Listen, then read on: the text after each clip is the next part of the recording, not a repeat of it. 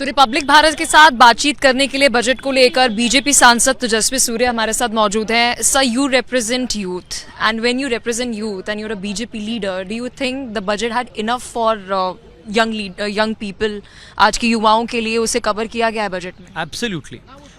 जैसे वित्त मंत्री जी ने बजट प्रस्तुति के दौरान बताए, बजट के केंद्र में देश की युवा शक्ति है। बजट युवा शक्ति से प्रेरित भी हुआ है और युवा शक्ति को आने वाले दशकों में भारत के एम्बिशंस के लिए तैयार करने का एक रोड मैप ढांचा इस बजट में दिया गया है। The world is changing rapidly. emerging technologies like artificial intelligence, machine learning, quantum computing, the necessary ingredients for making these happen like availability of critical minerals, availability of rare earth magnets, all of these have been comprehensively addressed in this budget. Without these, a country of our scale cannot have or pursue ambitions of a Viksit Bharat. और इस budget में देश के युवाओं को आने वाले दिनों के जो चेंजेस होगा उसके लिए कैपेसिटी बिल्डिंग कैसे करना है, समाज को कैसे तैयार करना है, इसका बहुत बड़ा फोकस इस बजट में हम देखे हैं। साथ ही साथ इस बजट में देश के शहरों के विकास की बहुत बड़ी बात हुई, चिंता हुई है। और हम सब शहर में रहते हैं, कई सारे लोग, मैं तो शहर को रिप्रेजेंट करता हूँ पार्लियामेंट में, बेंगलोर जैसे शहर को।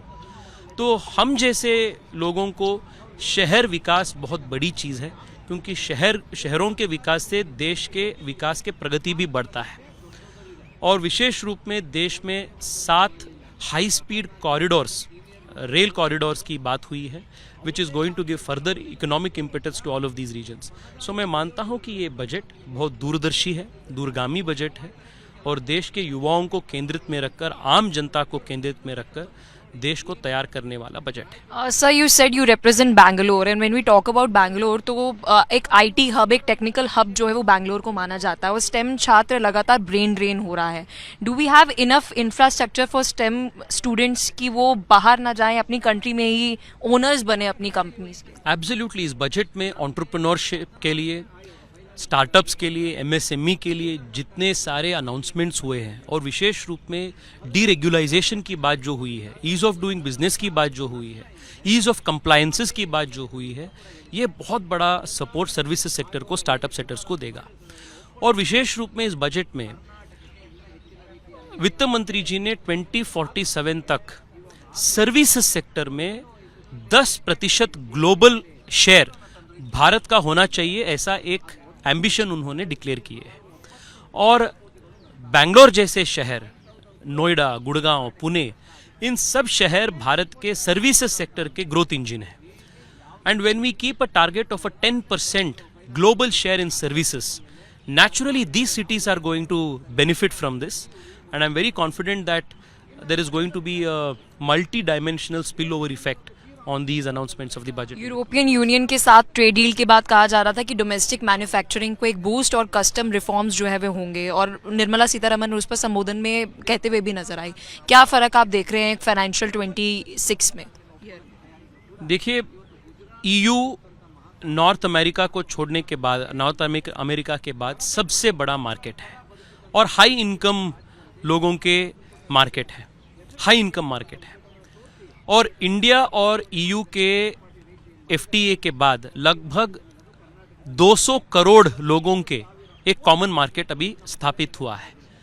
भारत के कई सारे मैन्युफैक्चरिंग हब्स के लिए, फैक्ट्रीज के लिए बहुत बड़ा एक मार्केट पहली बार खोला गया है और डिमांड नेचुरली बढ़ेगा, एम्प्लॉयमेंट इससे बढ़ेगा, कंपटीशन बढ़ेगा और इससे देश में जो इन्वेस्टमेंट आएगा वो बढ़ेगा। It's a virtuous cycle.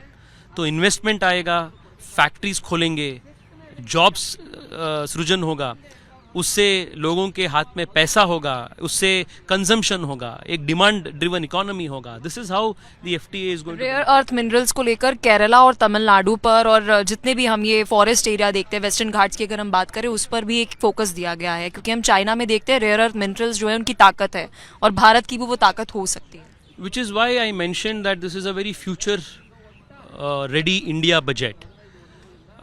Electric vehicles के पूरे ज़माना है और सोलार एनर्जी को रिन्यूएबल एनर्जीज़ के ज़माना है, ग्रीन एनर्जी का ज़माना है और इन सभी नए एनर्जी के लिए critical minerals and rare earth magnets ये दोनों बहुत इम्पॉर्टेंट है। हम देखे हैं कैसे चाइना इससे पहले रेयर अर्थ मैग्नेट्स के एक्सपोर्ट के ऊपर रोक डालकर भारत से लेकर अमेरिका तक कई सारे देशों के ऊपर एक प्रकार से ब्लैकमेल करने का कोशिश किए थे। This budget addresses this very important need and unless India becomes self-sufficient in rare earth magnets, in critical minerals, in this changing, emerging technologies landscape, we will be left behind. This budget addresses that.